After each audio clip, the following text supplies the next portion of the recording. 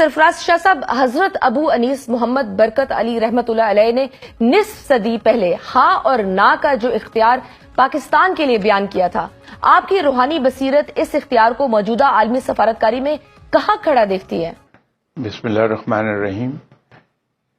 صوفی برکت صاحب نے اور ان سے پہلے جناب حضرت امام بری رحمت اللہ علیہ صاحب نے یہ بات فرمائی تھی، وہ بات ان کی پوری ہونے کا وقت آ گیا، بلکہ یوں کہیے کہ آہستہ آہستہ پوری ہو رہی ہے۔ جی، اور آپ نے بھی سر اکثر پاکستان کی بقا اور ترقی پر بات کی ہے۔ کیا موجودہ معاشی اور سیاسی بھنور سے نکل کر اچانک عالمی ثالث بن جانا اسی نورانی سفر کا حصہ ہے جس کا ذکر واصف علی واصف اور حضرت ابو انیس محمد برکت علی رحمت اللہ علیہ صاحب بھی کرتے رہے؟ جی ہاں، بالکل یہ اسی کا حصہ ہے۔ یہ سفر ادھر کو جاری ہو گیا اور اس طرح کے واقعات اب پیش آتے جائیں گے، اور انشاءاللہ تعالی اگلے 10-11 مہینے کے بعد پاکستان اکنامکلی بہت سٹرونگ ہوگا۔ باقی اس جو ڈائمینشنز ہیں اس پہ بھی بہتری آ جائے گی۔ یہ اسی سفر کا حصہ ہے جو کچھ ہو رہا ہے۔ صحیح، اور پاکستان کا جغرافیہ در حقیقت اس کے روحانی نقشے کے تابع ہے۔ وہ کیا خاص بات ہے سر کہ دنیا کی ہر بڑی طاقت کو آخر میں پاکستان کی دہلیز پر آنا ہوتا ہے؟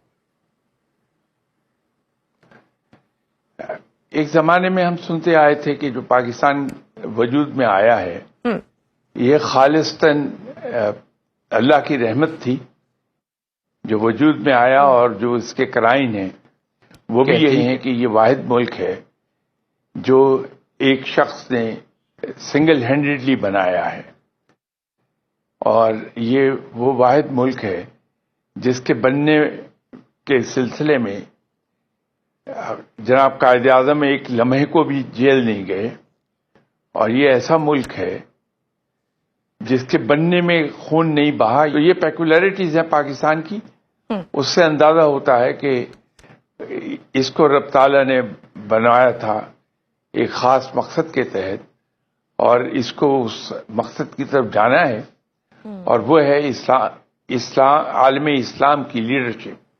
یہ ادھر کو جائے گا انشاءاللہ۔ صحیح، کیونکہ دنیا ایٹمی جنگ کے دہانے پر تھی لیکن پاکستان نے اس سے الحمدللہ بچا لیا۔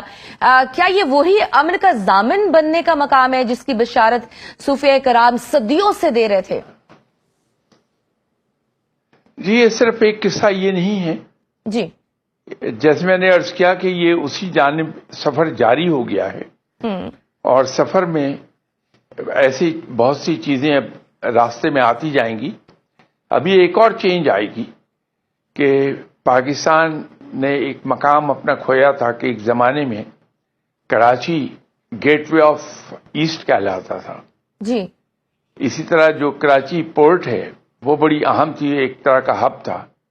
انشاءاللہ تعالی آپ دیکھیں گی کہ آنے والے کچھ مہینوں میں کراچی ایک بار پھر گیٹ وے ٹو ایسٹ ہو جائے گا، اور کراچی پورٹ ایک ہب کا رول ادا کرے گی انشاءاللہ تعالی۔